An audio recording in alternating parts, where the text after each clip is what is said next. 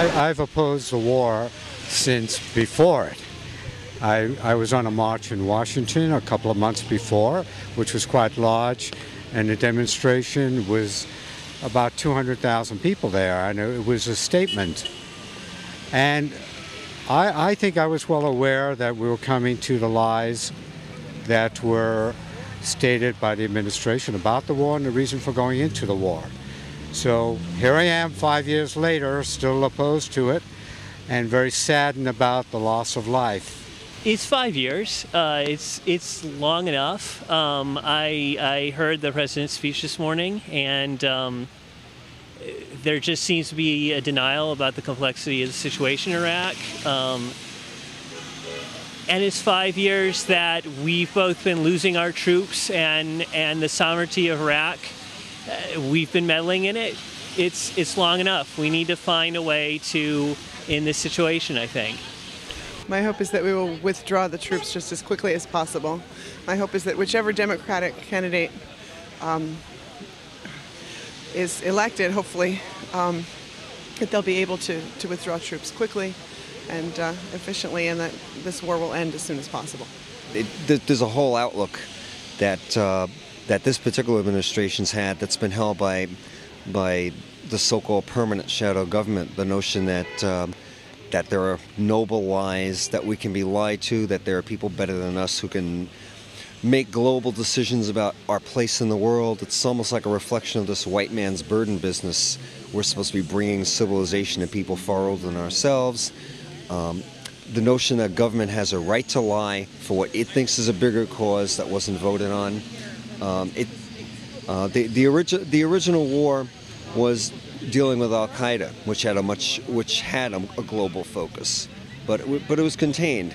Going into Iraq was really a beachhead for an empire, and there are people who believe that we're supposed to be an empire. The whole white man's burden, the whole role of larger civilization. They've been trying to sell this for generations in different fronts, and no empire lasts. No empire wants to do it. It's sucking the blood out of it's sucking the blood out of basically American communities. With all the problems we have here, you hear of just state after state that's unable to fund education initiative, that's unable to keep its businesses, that's unable to clean up its environment. They're cutting back health insurance. I mean, the American people, there are so many issues, so many places below the safety net. The black community may have, and the people of color may have it worse, but it's also hitting white communities. It's hitting every place. This war is sucking its dry, and it's not just a war. It's a whole outlook. And I especially hope that Barack Obama raises the issue as an outsider, and I think he will. He seems to have the disposition to do it.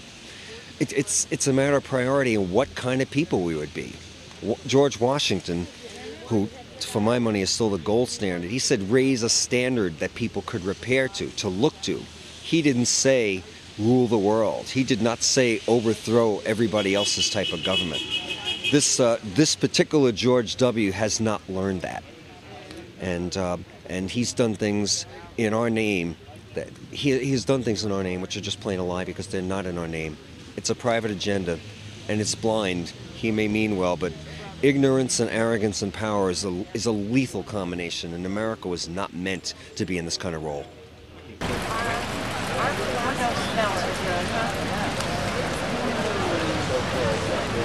I think I'm just very saddened that America is at a perpetual state of war and has been for the entire latter part of the 20th century and now the entire 21st century.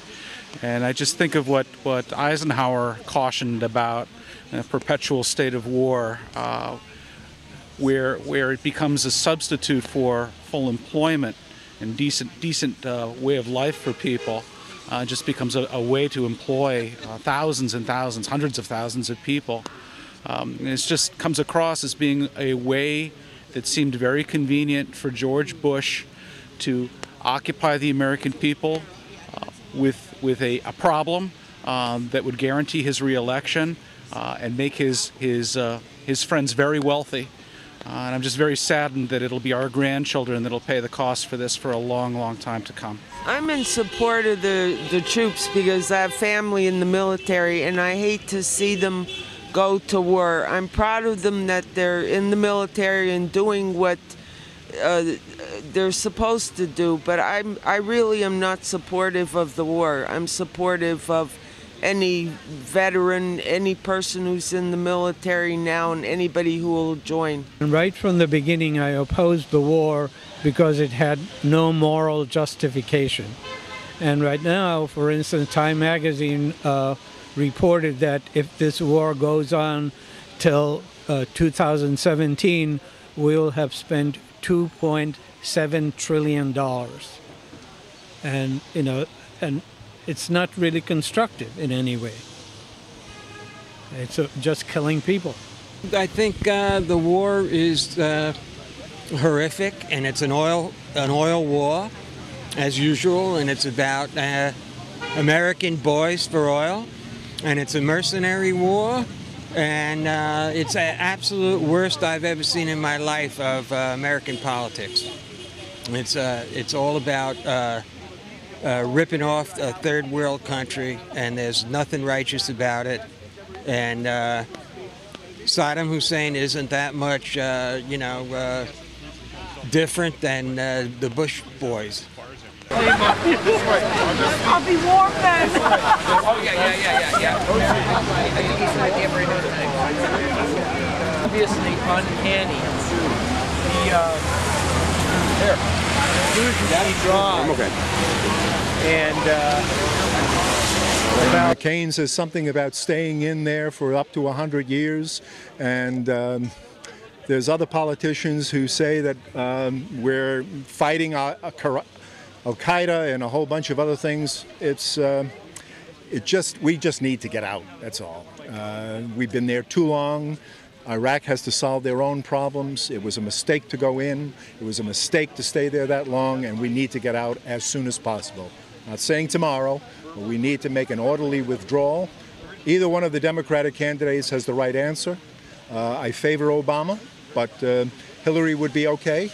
They both want to get us out of the war. I'm glad to be standing here with everybody and protesting the war. And I stand at the war memorial with them on Saturday, too. I'm probably the oldest person here. So my feeling is I want our troops home. I'm totally against the war. I was from the beginning. I think it's a waste of our resources. It's a ridiculous waste. We entered the war under false pretense, under lies and deception. The U.S. people were led into something that they, as well as the Congress, was led into voting for something that was not honest, was not true, and as a result now we have 4,000 of our people are dead and 70,000 injured and hundreds of thousands of Iraqis dead, and a waste of, I just think it's a disgusting waste of resources. As a citizen, as a parent, I think we've just been led astray. The shame is that we have to be here 5 years after an ill-planned, ill-devised war, still waiting to bring our troops home and to close this off. That's my comment.